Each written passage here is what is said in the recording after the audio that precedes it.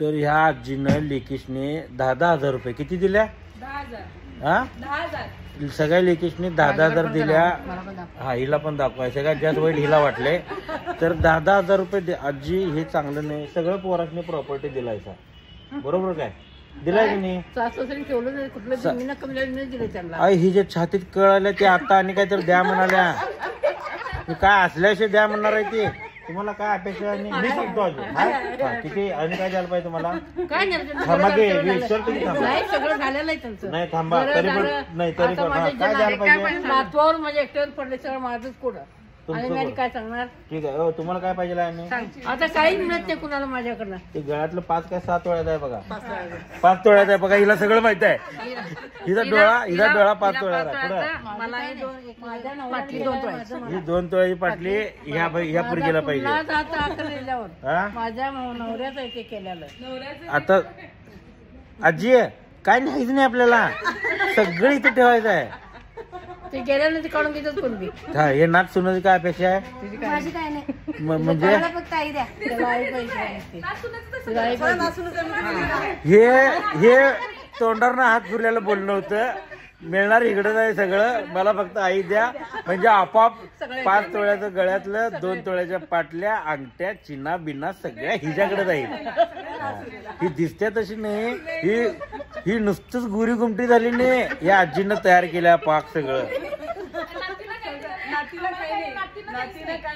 तुम्ही तुमच्या दिल्या घरी सुखी राहा. इथे काय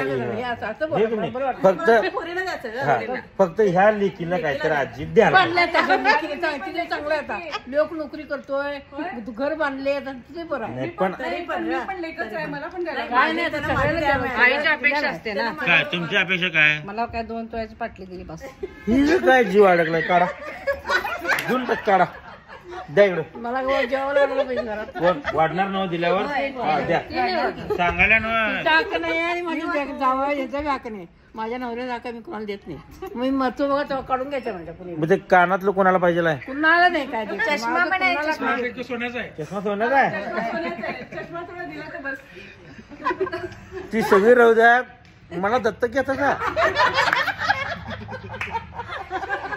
आजीला मागापासून काय ऐकीन झालत. आता हिचा जीवले अडकला. हिला काहीतरी पाहिजेलच आहे. काय देऊया? काही जास्त नाही कुणाला काही जास्त नाही. रानबिन काय तर असणार. काय रान नाही. रान शेती बी आमचं काय नाही. आमचं पोरग कुठे राबते तो संध्याकाळी आम्हाला जेवण मिळते आमचं असं. खरं आहे काय? होय आता काय खोटा आहे म्हणाले. पोरगी खोटा आहे म्हणाल्या. बोलू दे म्हणजे कसं आहे. आता माझा मुलगा नातू राबतोय म्हणून आम्ही 4 माणसं करतो. यो नातू एक नातवाचं पोरग आहे. नातवाचं पोरग आणि ती पोरगी 2 पोरं आहे त्यांची आणि मी दोघं मेनी माणसं चालायला नको 4 माणसाच्या घरात. तर आता खरं खोटं करूया आपण. तुमच्या आई सांगितलेलं खरं आहे? नाही पेन्शन येते तिला. किती आहे? तुला का तर 12,000 आहे. सगळं माहिती आहे. पेन्शन येते म्हणा 12,000. 12,000 का 20,000 येते. सगळं माहिती आहे खरं. काय ह्या लेकी साध्या सुद्धा नाही आजी. ह्या सगळ्या डाव ठेवून आणि ह्या आजीनं ह्यासनी फक्त 10,000 म्हणजे आजीनं त्यावेळी कशावर सह्या घेतल्या? हाक सोड पत्रावर सह्या घेताना आजी एवढी हुशार होती. तवा हिनं लेकीशने ओळखली. ती 10,000 रुपये तोंडावर फेकल्या आणि गप बसल्या सह्या घेऊन. बरोबर ना?